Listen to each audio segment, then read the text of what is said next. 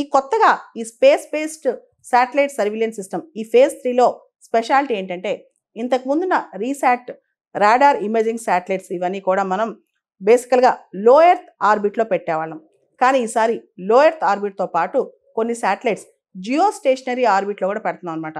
దానికి ప్రధానమైన కారణం లో ఎర్త్ ఆర్బిట్ అంటే రెగ్యులర్గా మనకి ప్రతిదీ ఇమేజ్ వస్తూ ఉంటుంది.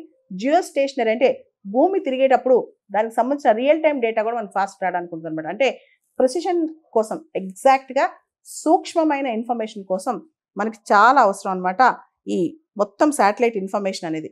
ఈ మొత్తం ఇన్ఫర్మేషన్ అనేది అంటే సర్వీలెన్స్ కోసం, నిఘా కోసం వాడుకోవచ్చు, బార్డర్ మేనేజ్మెంట్ కోసం వాడుకోవచ్చు, సెక్యూరిటీ దేశ భద్రత కోసం వాడుకోవచ్చు, అంతకంటే ఎక్కువగా డిజాస్టర్ రిలీఫ్ కావచ్చు, అగ్రికల్చర్ కావచ్చు, ఇలా చాలా వాటి కోసం మనం ఈ స్పేస్ బేస్డ్ సర్వీలెన్స్ సిస్టమ్ని వాడుకోవచ్చు అనమాట. ఈ శాటిలైట్స్ ద్వారా మనకి ఇంత అద్భుతమైన సర్వీలెన్స్ సిస్టమ్ వాడుకోవచ్చు అనమాట.